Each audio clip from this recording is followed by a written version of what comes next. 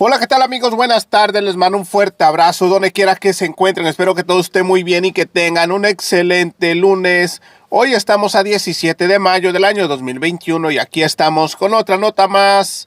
Bienvenidos a su canal y bueno amigos, esta mujer de padre chino y madre mexicana da contundente mensaje frente al presidente de México, Andrés Manuel López Obrador. Y sin tanto que hablar, mejor a continuación damos inicio. Noticias del Ferras TV Internacional, las noticias en caliente. ¡Arrancamos!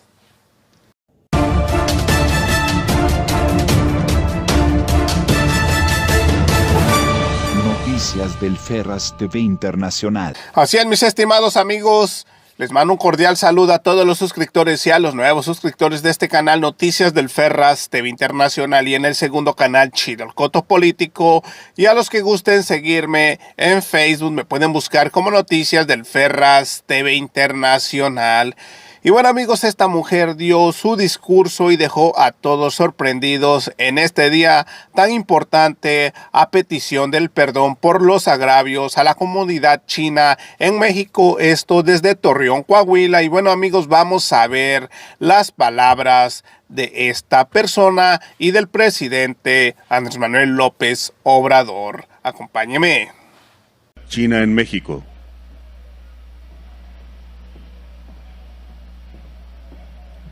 Muy buenos días. Mi nombre es Mónica Cinco Basurto. Soy hija de un chino, Jorge Cinco, y una mexicana, Josefina Basurto. Mi papá es descendiente de una de las familias chino-mexicanas que durante los años 30 del siglo XX salieron del país por las persecuciones antichinas ocurridas durante más de 3 décadas. Mi abuelo, como muchos chinos, llegó a México proveniente de la provincia de Guangdong, en el sur de China, en la segunda mitad del siglo XIX y se asentó en Sinaloa. Los chinos llegaron a México durante el Porfiriato en el marco de las políticas estatales de colonización para poblar el norte y los litorales y asegurar mano de obra barata. Desde 1895 y hasta 1920, miles de chinos llegaron al país de manera constante en un contexto en el que fueron acusados de ser portadores de enfermedades y se les calificó de raza inferior, opiómanos, amorales y provenientes de una cultura abyecta. Sabemos que los chinos llegaron a México de China, de Estados Unidos y de Cuba. Entraron por Manzanillo, Ciudad Juárez, Salina Cruz, Mexicali y Mazatlán. Se distribuyeron por prácticamente todo el territorio, pero se concentraron principalmente en Baja California, Chihuahua, Coahuila, Sonora, Sinaloa, Tamaulipas, Chiapas, Veracruz, Yucatán y la Ciudad de México. Que causó la muerte a 303 chinos mexicanos de Torreón en los aciagos días del 13, 14 y 15 de mayo de 1911. Sobre las causas y cómo sucedieron estos terribles y lamentables hechos, considero que el testimonio con más rigor histórico y literario es el que ofrece el escritor Julián Herber en su libro La Casa del Dolor Ajeno.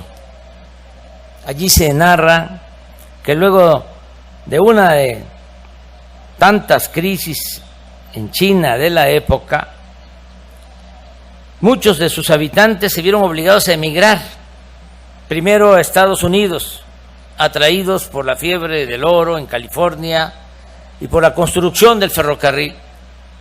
Luego que se les impidió el ingreso a ese país, a Estados Unidos, buscaron trabajo y refugio en otras partes del mundo, incluido México.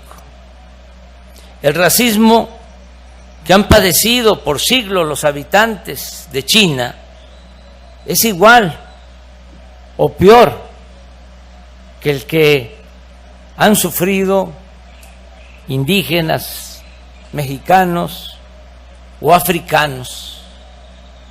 Baste recordar que hasta 1968 una persona de cultura oriental, en especial de origen chino, no podía casarse en California con una mujer blanca. Y por mujer blanca, la ley entendía mujer occidental, Lo irónico es que exclusivamente frente a los chinos, este vago concepto consideraba mujeres blancas, afroamericanas, a indias y a mestizas.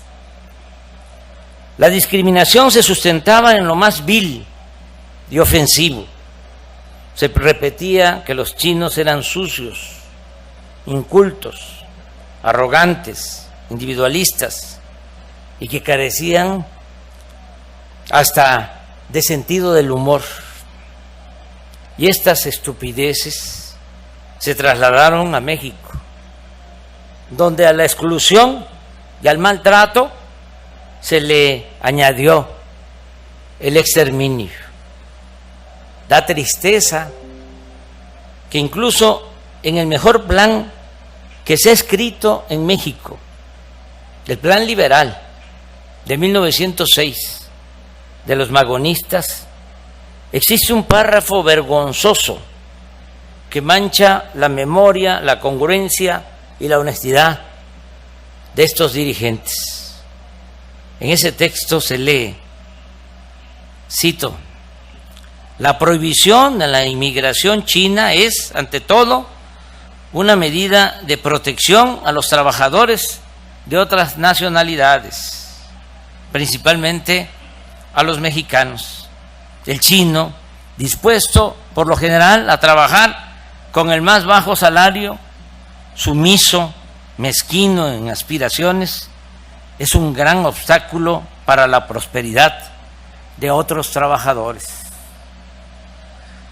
Esto explica que revolucionarios y reaccionarios coincidieran en los procedimientos más crueles e inhumanos en contra de la comunidad china de México. Desde 1911 quedó demostrado que en tiempos de revolución o guerra los excesos no provienen de una sola ideología. Aquí en Torreón, el odio y las atrocidades, por ejemplo, de los amarillos, como se conocía a los defensores de Porfirio Díaz, no distaba mucho de las barbaridades de los revolucionarios, maderistas, carrancistas o villistas. Herbert, citando al novelista Francisco de Urquizo, afirma que los amarillos de la Laguna eran un cuerpo de rurales integrado por capataces y guardias blancas de hacendados, cuyo odio a los revolucionarios rebasaba el encono del Ejército Federal. No solo enfrentaron al enemigo, sino que lo cazaban, lo arrastraban a cabeza de silla entre nopaleras, le pegaban decenas de tiros, incluso estando muerto. Lo desmembraban, lo colgaban en los postes del telégrafo junto a las vías del tren para que aprendiera a respetar. Agregaría que este escuadrón de la muerte era igual de terrible y aplicaba prácticas parecidas a las atribuidas al Centauro del Norte y a sus dorados. Sobre estos episodios de barbarie, aún con toda la carga familiar antivillista, el libro La sangre al río de Raúl Herrera Márquez es para mí un clásico. Es como La casa del dolor ajeno, otra gran obra para comprender mejor la historia de las muchas regiones del gran mosaico social y cultural que es nuestro querido México.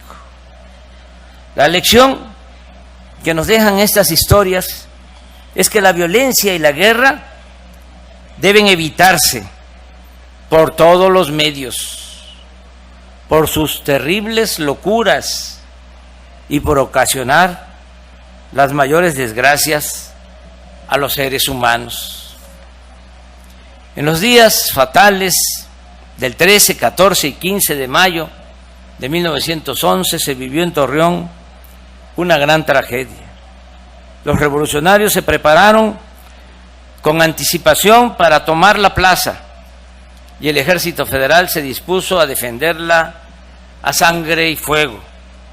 El encargado del destacamento militar porfirista fue Emiliano Lojero, que de joven combatió contra los franceses en la batalla del 5 de mayo en Puebla y que luego formó parte del tribunal de 3 jueces que condenó a la pena capital a Maximiliano de Habsburgo, entre otros méritos. Sin embargo, los revolucionarios maderistas eran más numerosos, lucharon con pasión y a ellos correspondió la pírrica victoria. Un día antes del inicio de hostilidades militares para tomar Torreón, la Sociedad de Comerciantes y Trabajadores Chinos de esta ciudad mandó a imprimir y distribuir un volante que tradujo del inglés al castellano el historiador Juan Puy. En este documento se dice: hermanos, atención, atención, esto es grave. Han ocurrido muchos sucesos injustos durante la revolución.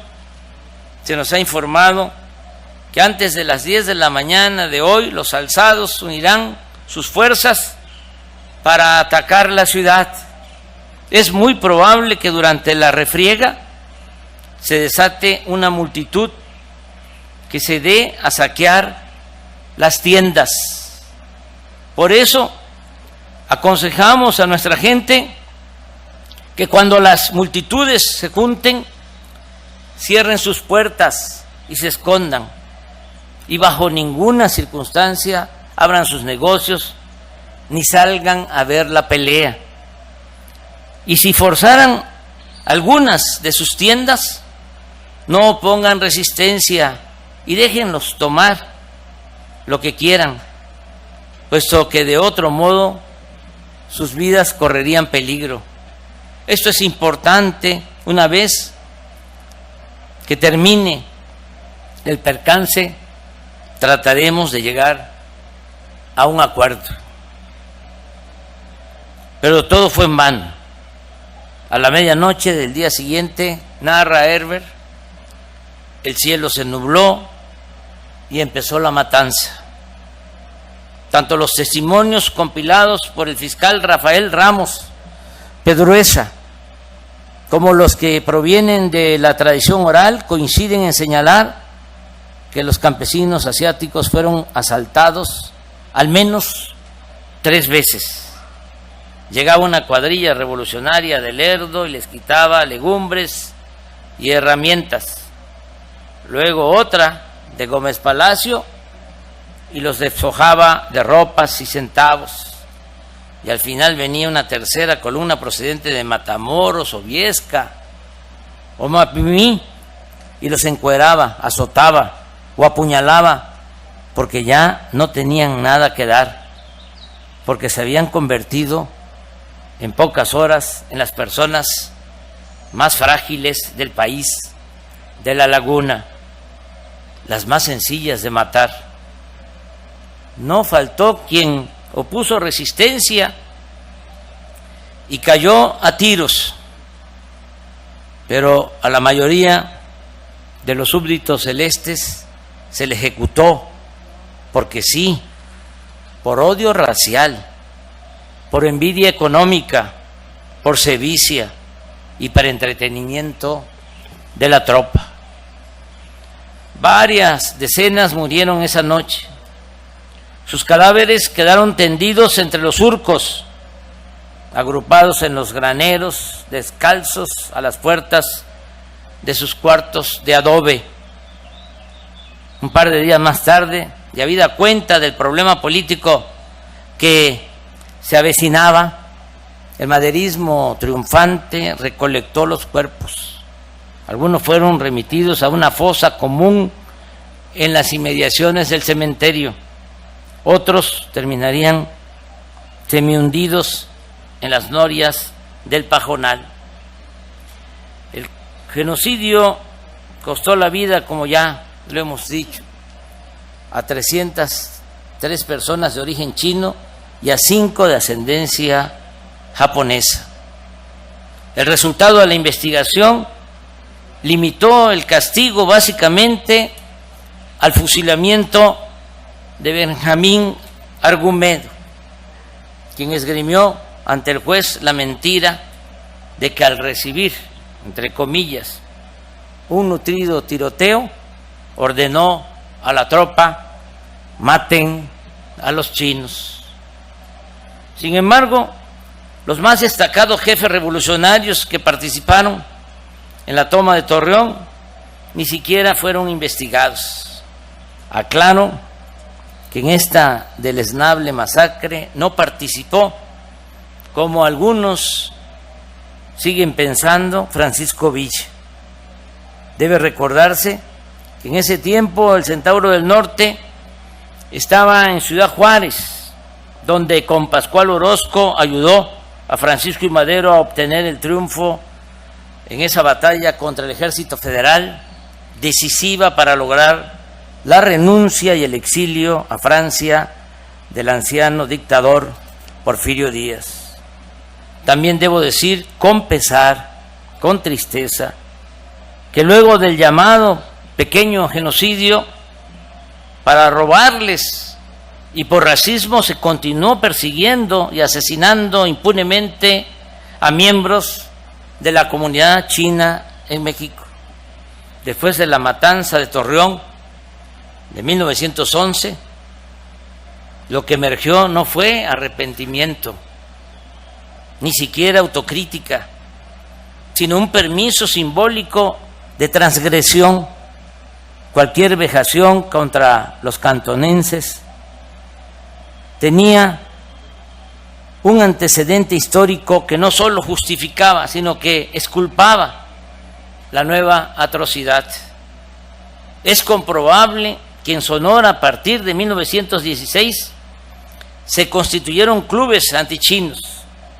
Las autoridades locales primero los confinaron en barrios, en guetos. Luego los apresaban y los deportaban, hasta llegar en 1931 a expulsarlos del Estado.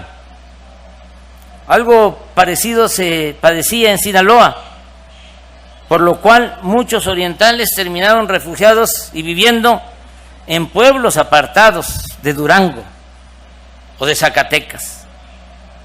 La campaña propagandística antichina consistía en acusarlos de haberse apropiado de las fuentes de trabajo y de tener comercios, lavanderías, panaderías antihigiénicas que propiciaban enfermedades y epidemias. También se les difamaba divulgando que pertenecían a una raza torpe, desequilibrada. En Sonora y Sinaloa se les obligaba a quitarse el nombre oriental y a llamarse Pedro, Juan o Manuel. Esta campaña se justificaba con la defensa de la raza y de la patria, una actitud semejante a la de los estadounidenses antimigrantes. Asimismo, es sabido que tanto en el gobierno de Álvaro Obregón como en el de Plutarco Elías Calles se fomentó esta campaña, esta gran injusticia. El Partido Nacional Revolucionario, PNR, surgido en 1929, tomó la bandera del racismo antichino al año siguiente de su fundación. En 1930, la población china en México era de 15.960 personas y en 1940, según cifras oficiales, se había reducido a solo 4.000 859 personas o habitantes. Pero ¿saben quién les dio refugio a los orientales en el noroeste de México? Los yaquis. Allí hasta existe un panteón chino. Es una lección de humanismo sublime. Un pueblo perseguido como el pueblo yaqui, que resistió al exterminio, que ayuda a otro en la misma circunstancia, sin importar culturas o fronteras. En fin, considero que este acto en el que el Estado mexicano pide perdón a los familiares de las víctimas de la represión autoritaria cometida por movimientos, organizaciones y gobiernos de nuestro país, no solo nos obliga a asumir nuestra responsabilidad y culpa, sino también a aceptar el compromiso con el pueblo y la República Popular de China de que el Estado mexicano no permitirá nunca más el racismo, la discriminación y la xenofobia. Nuestro país y su gobierno siempre promoverán la igualdad, la diversidad cultural, la no violencia y la fraternidad universal. Amigas y amigos, señor embajador Yu Jintao, además de agradecer su presencia en este importante acto que nos reconcilia aún más y reafirma la amistad entre nuestros pueblos, quiero aprovechar también para agradecer de todo corazón al gobierno de su país por el oportuno e importante apoyo que nos han dado desde el inicio de la pandemia del COVID-19. A raíz de la declaración de la pandemia actual, en marzo de 2020, al igual que muchas naciones, México se ocupó de contar con abastecimiento de insumos y equipos médicos que permitieran enfrentar la pandemia y atender las necesidades de la población para proteger su salud.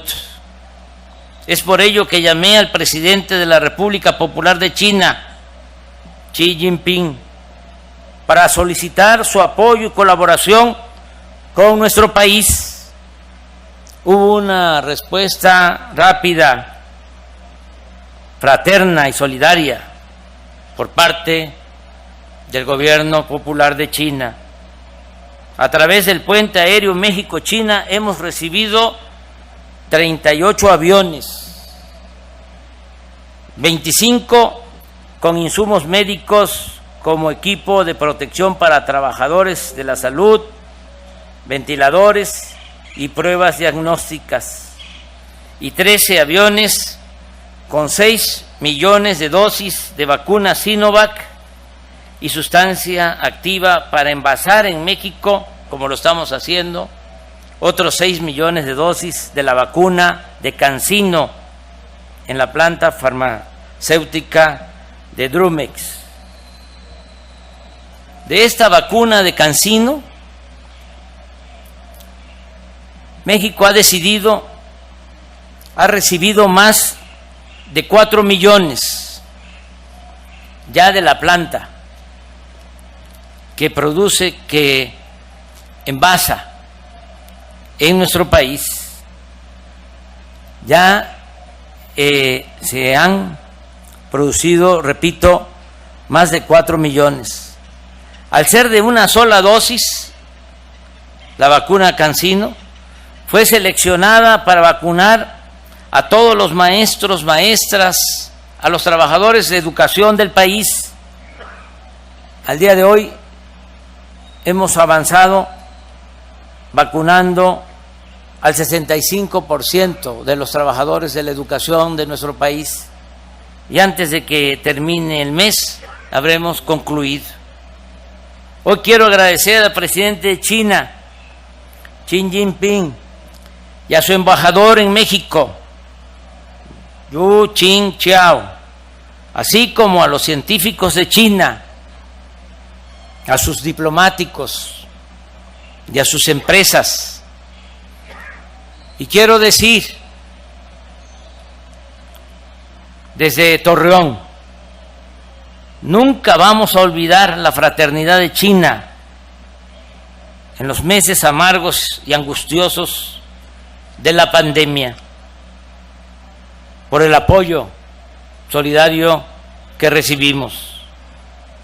Más valioso resulta este apoyo si se considera que China tiene actualmente ingentes necesidades de vacunación, así como en su momento también necesitaba sus equipos de ventilación, y siempre decidieron respaldarnos. Gracias, presidente de China, y gracias al pueblo chino por su solidaridad. Gracias, muchas gracias, de todo corazón. Gracias. Así es, mis estimados amigos, como terminaron de ver el video del presidente de México, Andrés Manuel López Obrador, dio su discurso sobre la comunidad china en México. Y bueno, amigos, hasta aquí llegamos con otra nota más. Recuerden, si no se han suscrito a mi canal, suscríbase, es totalmente gratis, no tiene ningún costo. Compartan este video para que los mexicanos se enteren de la realidad de lo que está pasando en nuestro hermoso país. Regálenme un like, nos vemos en la siguiente noticia. Su amigo servidor, Noticias del Ferras TV Internacional, las noticias en caliente. Gracias, buenos días o buenas tardes, que tengan un excelente inicio de semana. Suelta la cumbia Ferraz.